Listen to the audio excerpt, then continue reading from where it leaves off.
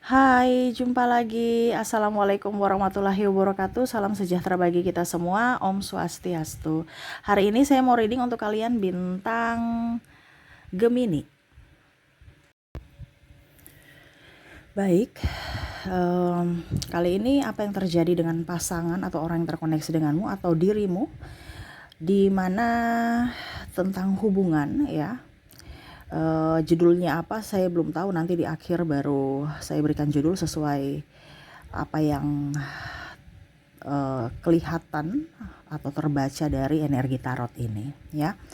Oke, tetapi sebelum kita mulai jangan lupa di like, comment, subscribe channel Ica Tarot dan Ica Tarot WS Indo supaya ke depan saya bisa lebih bersemangat untuk membacakan readingan-readingan di hari-hari berikutnya untuk kalian. Dan jangan percaya 100% tarot ini hanya sebuah games. Kalian tetap harus selalu berserah kepada Sang Pencipta. Dan jangan percaya 100% tarot ini hanya sebuah games. Kalian tetap harus selalu berserah kepada Sang Pencipta. Dan walaupun ini hanya sebuah games, memang bukan games biasa, melainkan games menyerap energi, sehingga saya minta kepada kalian untuk bisa lebih bijaksana dalam menyikapi readingan yang akan saya bacakan nanti. Yang baiknya bisa diambil, buruknya diabaikan aja, dibuang aja, ataupun bisa kamu pakai untuk mengintrospeksi diri kamu, ataupun bisa kamu pakai untuk mencari solusi dari permasalahan yang kamu hadapi. Dan kalaupun kalian ingin personal reading, coaching, dan konsultasi, bisa menghubungi saya sudah sematkan link WA saya di deskripsi, bisa menghubungi saya dan itu berbayar. Dan kalaupun juga kalian ingin mendengarkan readingan lainnya, baik karir, keuangan, percintaan, ataupun games-games lainnya, bisa langsung ke playlist, semua sudah tertera di situ, tinggal kamu lihat, pilih, dan bisa kalian dengarkan. Oke, kita langsung saja ya. Berikan energimu sambil fokus pada kartu, sambil saya baca doa dan saya kocok kartunya. Inilah energi untukmu, di mana tentang hubungan ya. Ini bisa hubungan percintaan, pertemanan, persaudaraan, ataupun apapun ya. Kita lihat apa yang akan terjadi ataupun mungkin sudah terjadi ya.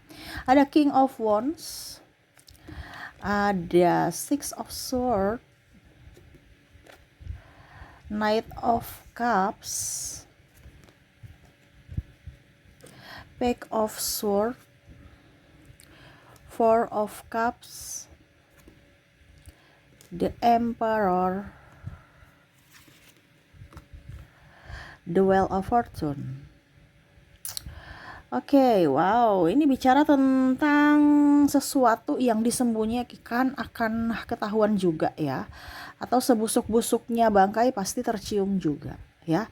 Berarti di sini ada orang yang memanipulasi, tukang manipulatif, tukang playing victim ya. Ini kamu terkoneksi dengan orang-orang ini, entah di dalam hubungan, kamu bisa menyesuaikan saja karena tadi saya bilang energinya general ya, kamu yang menentukan. Saya hanya membacakan sesuai energi yang paling tinggi, di mana yang orang-orang ini terkoneksi dengan kamu di sini orang-orang yang toksik ya. Kalaupun mungkin sudah terbaca saat ini, berarti ini adalah apa dibilangnya, semesta menunjukkan bahwa ini loh yang terjadi, petunjuk ini ya. Inilah petunjuk untukmu, tapi terkadang kamu nggak peka. Kalau belum terjadi ya berarti siap-siaplah ya, kamu akan mendapatkan orang-orang yang sesuai dengan karakter dari energi ini ya. Bicara tentang orang yang hanya datang ya, dia melihat kamu dulu nih ya, kamu tuh punya sesuatu tidak untuk dia ya, dia lagi melihat, memantau. Kalau kamu mempunyai sesuatu buat dia, kamu silahkan duduk di kursi nih, artinya silahkan kamu berteman dengan saya, silahkan kamu masuk dalam hidupku, tapi kalau tidak jauh-jauh ya, karena di sini kan ada roda mesin ya. Dia merasa bahwa kamu itu hanya sekedar hanya untuk dimanfaatkan. Kamu tidak tahu bahwa kursi ini, tempat duduk ini adalah sesuatu yang mana hanya untuk duduk, tapi kamu tidak tahu bahwa kamu itu sedang dijadikan seperti mesin ATM ya, di mana dia ada keuntungan di situ. Di mana kamu ada keuntungan atau dia bisa mendapatkan keuntungan dari dirimu, silahkan kamu duduk di kursi singgasana itu. Singgasana ini dalam artian seolah-olah kamu dijadikan raja, dijadikan ratu, dia orang baik, padahal kamu tidak tahu bahwa itu niat licik dia, di mana dia berikan pelayanan, sanjungan, dan lain-lain yang buatmu nyaman, padahal kamu tidak tahu bahwa kamu itu sedang masuk perangkap dia ya. Begitu juga tentang nebeng-nebeng, ya, orang tukang nebeng. Ini akan ada, ya. Karena di sini saya merasa di sini kamu dalam kondisi tidak enakan. Jadi suka nebeng-nebeng. Ini petunjuk juga. Jadi ini petunjuk dari semesta bahwa kalau kamu terkoneksi dengan orang-orang hanya melihat dari keuntungan, itu berarti orang itu toksik. Tapi kamu tuh terkadang dia baik, atau saya yang terlalu ini, atau jadi beda petunjuk, ya, beda juga ujian. Ya, kalau ujian berarti kita harus sabar. Kalau petunjuk berarti kita yang harus bisa mengambil keputusan untuk keselamatan diri kita dari sisi mental, fisik, dan keuangan. Terkadang kita itu salah mengartikan petunjuk. Ya, kalau kita lagi diberikan ujian, kita sabar. Tapi kalau kita diberikan petunjuk, berarti kalian harus mengambil keputusan untuk bisa membuat dirimu bahagia. Kalau kamu terkoneksi dengan orang-orang toksik, ya dirimu gak akan bahagia. Kenapa? Ya karena dirimu tidak tegas untuk dirimu. Kamu mengizinkan mereka menyakiti dirimu. Nah ini, di sini semesta mau sampaikan untuk kamu bisa lebih peka terhadap mana ujian, mana petunjuk. Dan ini kondisinya nih petunjuk dari semesta untukmu. Ya. Jadi jangan salah pemikiran negatif, wah ini saya harus tetap sabar. Kamu tetap sabar dengan orang toksik. Padahal kamu sudah tahu orang toksik itu adalah petunjuk. Supaya kamu, ini nggak boleh nggak boleh dekat-dekat ini. Tapi kamu ya sabar-sabar aja di situ. Ya, akhirnya hidupmu menderita sengsara selama-lamanya. Karena tidak terkoneksi dengan orang-orang yang benar. Ya, kalau kita ujian, ya diselesaikan berarti kita naik tingkat. Ujiannya kayak bagaimana? Mungkin sakit, ya, dalam kemiskinan, itu ujian. Tapi kalau terkoneksi dengan orang toksik, itu petunjuk bahwa itu orang nggak baik loh. Tapi kok kamu masih di situ? Berarti ya kamu mengizinkan dirimu untuk disakiti. Begitu ya. Jadi mengerti ya. Dalam spiritual itu ada petunjuk dan ada ujian. Jangan sampai kamu salah. Ya. Kalau ujian, kamu lolos ujian, kamu akan naik kelas kayak kita dari SD ke SMP, SMA, ya. Otomatis kan ada pencerahan dalam hidup kita lebih pintar. Tapi kalau kamu terkoneksi dengan orang toksik, ujiannya nggak akan lolos-lolos, nggak akan lulus-lulus. Ya, ujian terus, tahan kelas terus. Karena apa? Belum tercerahkan. Iya kan? Kalau kamu ujian, baru kamu terkoneksi orang toksik. Orang toksik ini apa? Orang-orang yang tukang malas ini contoh kalau kita di kuliah atau sekolah ya, tukang main game, tidak membuat kita termotivasi untuk belajar. Nah itu ujian.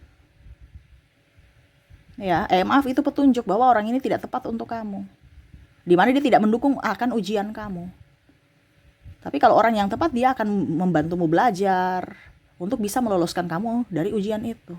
Begitu ya. Jadi jangan sampai salah. Di sini koneksinya kamu terkoneksi dengan orang-orang yang toksik, di mana ujian-ujian ini yang akan harus petunjuk-petunjuk ini yang harus kamu lihat bahwa ini orang ini toksik. Tapi kamu kadang-kadang nggak peka. Tuh ya. Jadi orang-orang yang bersilat lidah, di depan-depan baik, di belakang-belakangnya ember.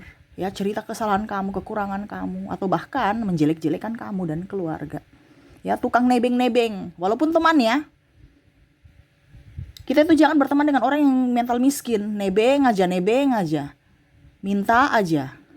Atau mungkin kamu yang nebeng, atau kamu yang minta. Itu berarti kamu toksik untuk dirimu dan toksik untuk orang lain. Harus bisa mental pejuang, jangan mental miskin. Otomatis kalau kamu mental miskin, ya kemiskinan akan datang ke dirimu. Ya. Jadi kalau kamu sudah tahu bahwa ini orang nih nebeng terus, berarti kalau kamu bilang nggak apa-apa, saya juga sekalian kok, berarti kamu mengizinkan untuk dia tidak naik kelas. Kamu mengizinkan dia untuk gagal. Sama seperti anakmu, kamu rasa sayang sekali gitu kan. Akhirnya apa? Dia manja, ketergantungan sama dirimu. Yang susah siapa? Dirimu. Kenapa? Karena di hari tua kamu nanti dia tetap masih nebeng kamu. Ya, tidak mandiri. Jadi jangan salah kita berpikir, ini kita kasihan, ini enggak. Tapi kita harus punya sisi ketegasan untuk batasan untuk diri kita di masa depan dan diri dia di masa depan.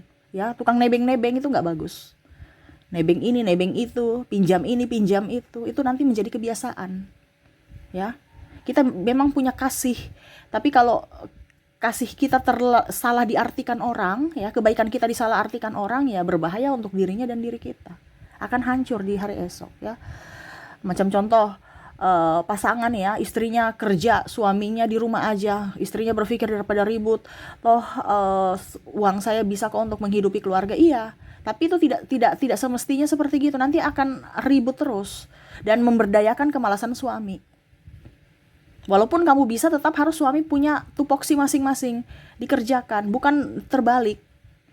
Ya, kondisi saat ini terbalik. Istri pergi cari kerja, laki-lakinya di rumah. Ya, ini hati-hati loh. Harus dikomunikasikan. Terkadang takut komunikasi, akhirnya ribut. Nah, ini toksik di sini dari hubungan. Ya, menjadi diri sendiri. Ya, egois. Ya, memang kita bilang menjadi diri sendiri adalah yang bagus, tetapi menjadi diri sendiri yang egois ini kan berarti individualis. Dalam satu hubungan gak bisa kita bilang individualis. Harus bersama, harus rembuk, harus komunikasi. Kalau gak ada komunikasi gimana? Ya, nah ini keras ya, take off sword, keras hati. Minta maaf aja susah, apalagi mau introspeksi diri. Nah, itu sudah kategori orang toksik kan? Kalau kamu terkoneksi dengan orang-orang ini, berarti ini petunjuk untukmu bahwa dia orang tidak baik untukmu, tidak pantas untukmu. Ya, dikasih tahu, dikasih nasihat, nggak mau dengar. Terus kamu mau di situ supaya dia berubah. Ya, berarti kamu mengizinkan dirimu untuk gila. Terkadang kita tuh kebanyakan mungkin kita nggak lihat bahwa kita itu sakit di mental. Karena kita terkoneksi dengan sakit fisik saja, padahal kamu gak lihat hatimu, jiwamu itu sakitnya luar biasa. Terkoneksi dengan orang-orang ini.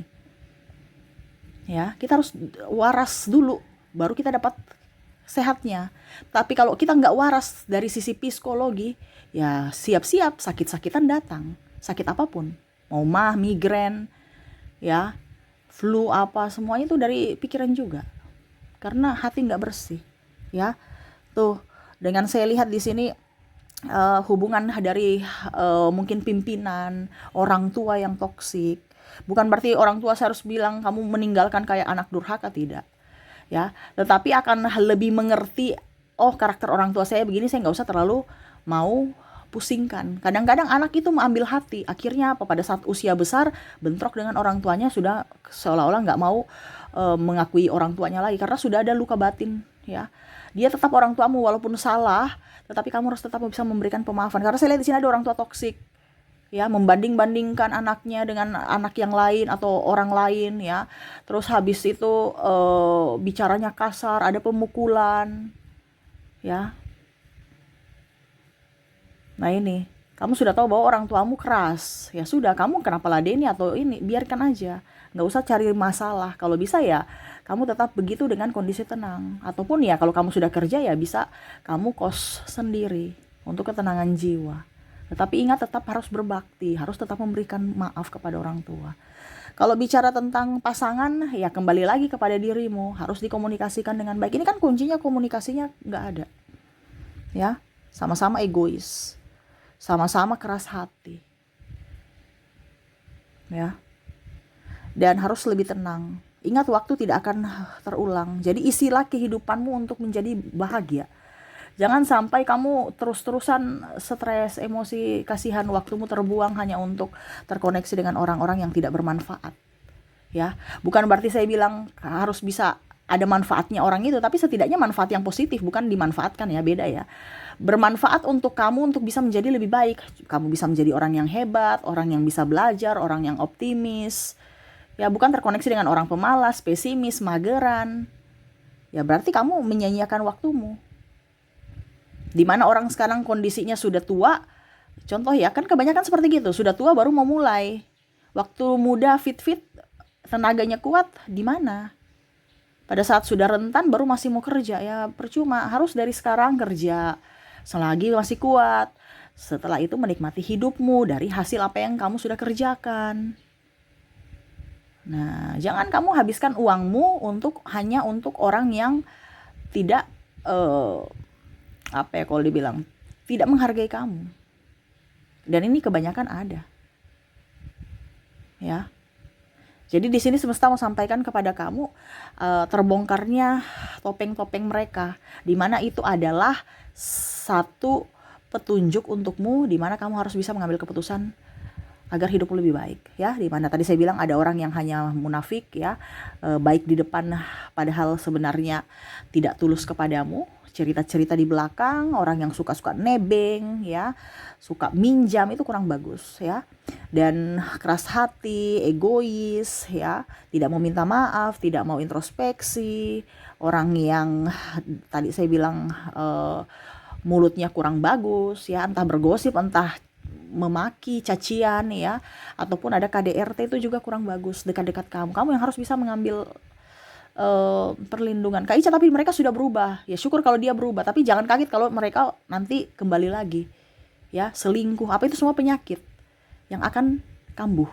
Pemukulan, KDRT itu satu saat nanti, mungkin sekarang dia sudah ini, tapi kalau dia lagi tertekan, jangan kaget kalau dia akan memukul lagi ataupun memukul anakmu. Dan ini bisa trauma berkelanjutan kepada keturunan. Nah, ini hati-hati ya. Jadi isilah waktumu sebaik mungkin, jangan pernah sia-siakan waktumu, karena waktu tidak akan terulang lagi. Ciptakan surga di bumi ini, sehingga kamu bisa mendapatkan surga di dunia sesudah kematian nanti. Intinya gitu. Kita nggak bisa mendapatkan surga kalau di bumi ini kita sengsara. Kenapa? Karena hati kita tidak bahagia, kita akan mendapat neraka nanti. Karena untuk bisa kunci masuk surga adalah hati yang gembira, hati yang bahagia. Jadi ciptakan surga di dunia ini, baru kamu bisa mendapatkan surga di dunia setelah kematian. Ya. Terkadang kita bilang harus sabar, tapi emosi, rasa sakit hati, terus kecewa itu ada dalam itu sama saja kamu memendam neraka dalam dunia ini. Akhirnya apa? Kamu pintu surgamu nggak bisa terbuka karena kamu berkamuflase, kamu bertopeng dengan kebaikan, kesabaran, padahal hatimu itu sangat penuh kebencian, amarah. Itu logikanya seperti gitu. Jadi kalau kamu mau mendapatkan surga di akhirat nanti, ya kamu harus buat dirimu bahagia, atau buatlah bumi ini di mana kamu ciptakan surga di kehidupan nyata kamu saat ini. Gitu ya. Jadi lepaskan orang-orang toksik, lepaskan orang-orang yang tidak membuatmu bahagia. Dengan caramu, entah berpisah, entah jaga jarak, ataupun ya pura-pura tidak terjadi apa-apa tetapi tetap kamu bahagia. Intinya seperti gitu. Kembali ke dirimu. Selama kamu bahagia, hidupmu akan baik. Dari kesehatan, dari keuangan, dan juga dari hubungan. Ya, jadi itu yang semesta mau sampaikan kepadamu. Fokuslah pada dirimu dan selalu menjadi berkat untuk dirimu dan orang lain. Oke, itu yang bisa saya readingkan untukmu. Semoga resonate dan bermanfaat. Jangan lupa di like, comment, subscribe channel Ica Tarot dan Ica Tarot WS Indo, supaya ke depan saya bisa lebih bersemangat untuk membacakan readingan-readingan di hari-hari berikutnya untuk kalian. Terima kasih, saya pamit. Assalamualaikum warahmatullahi